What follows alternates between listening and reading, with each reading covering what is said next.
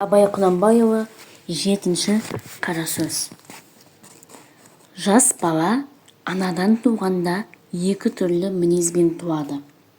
Біреуі ішсем, жесем, ұйықтасам деп тұрады.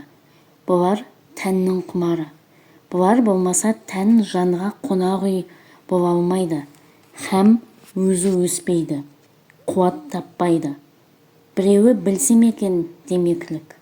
Не көрсе соған талпынып, жалтыр-жалтыр еткен болса, оған қызығып, аузына салып, дәмін татып қарап, тамағына, бетіне басып қарап, сырнай керней болса, дауысына ұмтылып, онан ержетіңкірегенде ит үрсе де, мал шуласа да, біреу күлсе де, біреу жыласа да, тұра жүгіріп, ол немене, бұл немене деп, ол неге үйтеді, бұл неге бүйтеді деп, көзі көрген, құлағы естігеннің бәрін сұрап, тыныштық көрмейді.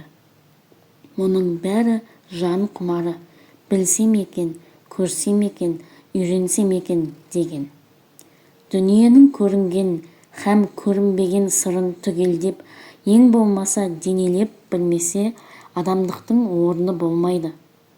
Оны білмеген соң, ол жан адам жаны болмай, хайуан жаны болады. Әзелде Құдай тағала хайуанның жанынан адамның жанын тірі жаратқан.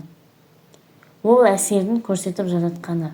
Сол қуат жетпеген, ми толмаған ессіз бала күндегі бұл немене, ол немене деп, бір нәрсені сұрап білсем екен дегенде, ұйқы, тамақта есімізден шығып кететұғын, құмарымызды ер жеткен соң, ақыл кіргенде орнын тауып ізденіп, кісісін тауып сұранып, ғылым тапқандардың жолына неге салмайды екеміз?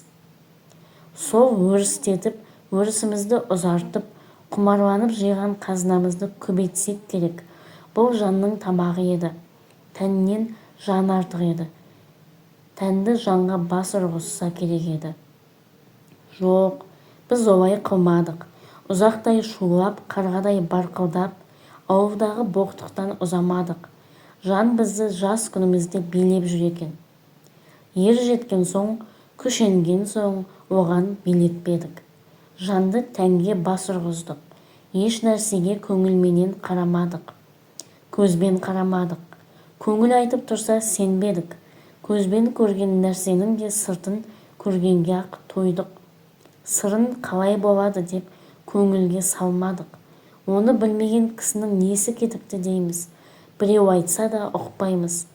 Біреу ақыл айтса, өз білгенің өзіңе, өз білгенім өзіме. Кісі ақылымен бай болғанша, өз ақылымен жарлы бол деген дейміз. Артығын білмейміз, айтып тұрса ұқпаймыз. Көкіректе сәуле жоқ, көңілде сенім жоқ. Құр көзбенен көрген біздің хайуан малдан неміз артық. Қайта бала күнімізде жақсы екенбіз.